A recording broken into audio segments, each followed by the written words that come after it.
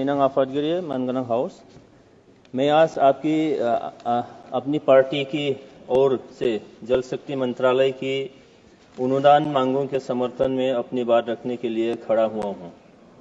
माननीय प्रधानमंत्री मोदी जी के नेतृत्व में पिछले 11 सालों में देश ने बहुत प्रगति की है।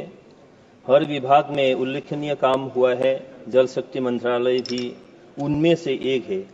जब इरादे ईमानदार होते हैं तो उपलब्धियां निश्चित होती है। तो इस साल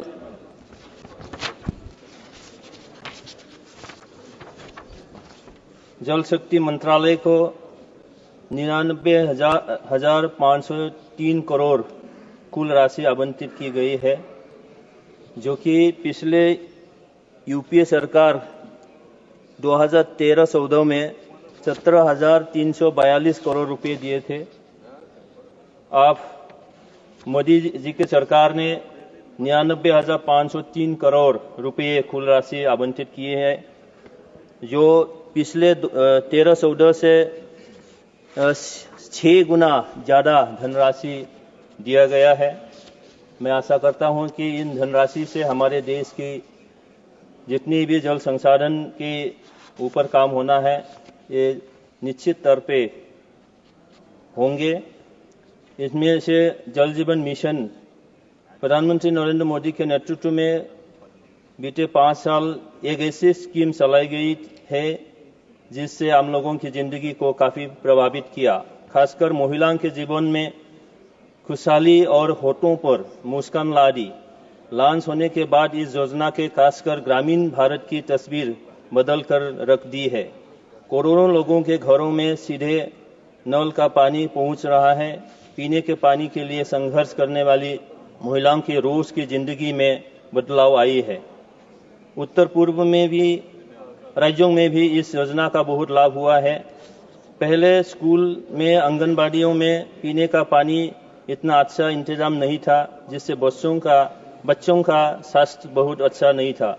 आज वहीं पर यह साबित हो गया है, जहां जहां स्कूल, कॉलेज या आंगनबाड़ी में जल जीवन मिशन के अंतर्गत पीने का पानी उपलब्ध है, वहां पर बच्चों और लोगों के स्वास्थ्य में भारी सुधार हुआ है।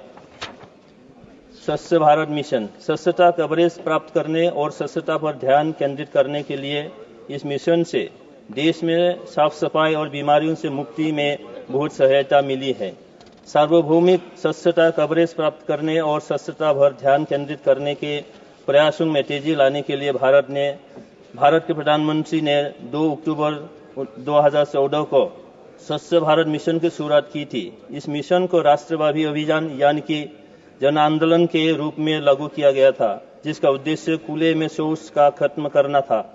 ग्रामीण क्षेत्रों में 2014 से 2019 के दौरान बड़े पैमाने पर व्यवहार परिवर्तन, घरेलू स्वामित्व और सामुदायिक स्वामित्व वाले शौचालयों का निर्माण और इस योजना से पूरे देश में सफाई और स्वच्छता में बहुत सुधार हुआ है।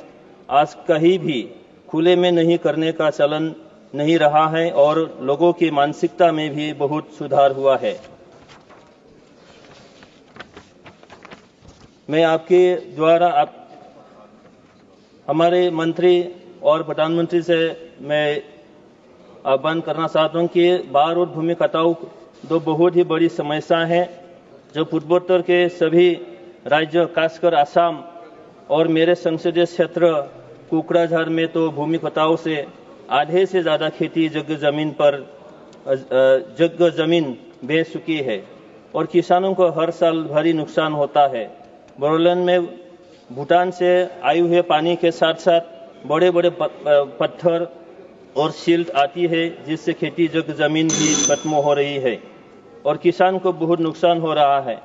मेरा आपके माध्यम से माननीय प्रधानमंत्री जी से निवेदन है कि पूर्वोत्तर में हर वर्ष आने वाली बाढ़ और भूमि कटाव को राष्ट्रीय आपदा घोषित किया जाए और यहाँ के लोगों के पुनर्वास के लिए और अधिक उपाय किए जाए। धन्यवाद महोदय, आपने हमको बोलने के लिए समय दिया है। Thank you. धन्यवाद बसुमतारी जी। सोलोंथाइ बोसोर 2025-26 मायथाइनि थाखाय मोनसे फोसावथाइ। चिटागुरियाव थानाय मानास पाब्लिक स्कुलाव सोलिगासिनो फरायसाफोरनि थाखाय गोदान मुं थिसननाय। नार्सारिनिफ्राय लानानै 9 थाखोसिम फरायसाफोरनि थाखाय दासान्दि मुं थिसननाया सोलिगासिनो दं।